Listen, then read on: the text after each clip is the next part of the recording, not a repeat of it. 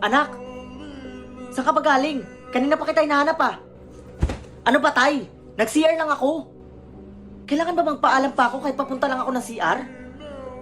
Pagod na ako sa pag-iintindi sa inyo, Tay. Bakit ba kasi ako palaging hinahanap nyo? Pwede bang si Kuya naman yung hanapin nyo? Marvin? Bakit mo sinisigawan si Tatay? Wala kang respeto ah. Kasi Kuya, ako na lang palagi yung hinahanap niya. Mawala lang ako saglit, hinahanap ako agad. Nag-CR man lang ako. Di na nga ako umaalis dito sa bahay eh. Ano ba? May problema ba siya sa akin? O paborito ka lang talaga ni Tatay? Marvin, sumusobra ka na. Anong paborito? Ikaw nga yung paborito ni Tatay kasi ikaw yung palaging hinahanap. Ako, hinahanap ba ako?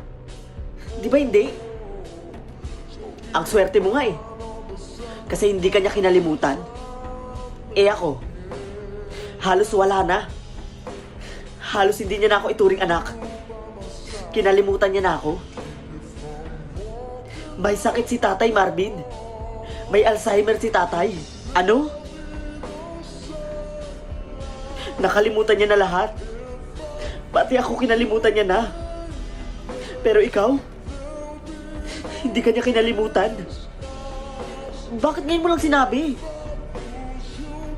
Anak, huwag kang lalapit sa kanya. Baka masamang tao yan. Umalis ka dito. Umalis ka dito, hindi kita kilala.